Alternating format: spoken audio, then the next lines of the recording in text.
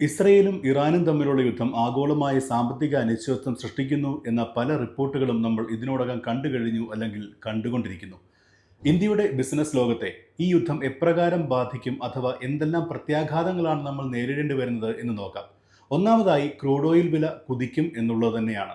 ഇറാനും ഇറാഖും ഇസ്രയേലും ഉൾപ്പെടുന്ന ഈ മേഖലയാണ് ഇന്ത്യയുടെ പ്രധാന എണ്ണ വിതരണ മാർഗം.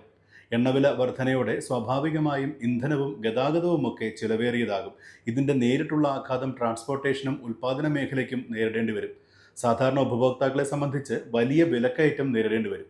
ഓഹരി വിപണിയുടെ കാര്യം എടുക്കുകയാണെങ്കിൽ പ്രത്യേകിച്ച് ഓയിൽ, ഓട്ടോ, FMCG, ഏവിയേഷൻ മേഖലകളിലെ ഷെയറുകളിൽ വൻ ഇടിവുകൾ ഉണ്ടാകാൻ സാധ്യതയുണ്ട്.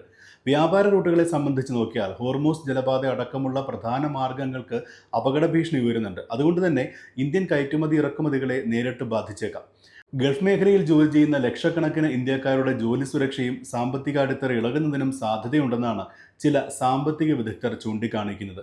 ഓയിൽ അടിസ്ഥാനമാക്കിയുള്ള കരാർ വ്യവസായങ്ങൾ, അന്താരാഷ്ട്ര വ്യാപാര ബന്ധങ്ങൾ എല്ലാം ഈ യുദ്ധത്തിന്റെ ആഘാതത്തിൽ അകപ്പെട്ടേക്കാം. ഈ സാഹചര്യത്തിൽ നമ്മുടെ ബിസിനസ്സുകൾ ചെറുതായാലും വലുതായാലും ജാഗ്രതയോടെ സ്ഥിരതയോടെ മുന്നോട്ട് പോകേണ്ട സമയമാണ് ഇതെന്നും എങ്ങനെ ഈ അടിയന്തര സാഹചര്യത്തിൽ നിന്നും അപകടങ്ങളൊന്നും സംഭവിക്കാതെ മുന്നോട്ട് പോകാം എന്നുമുള്ള മുന്നൊരുക്കങ്ങൾ ഇത്രയും വേഗം ചെയ്യുക എന്നുള്ളതാണ് ഒരു പോംവഴി.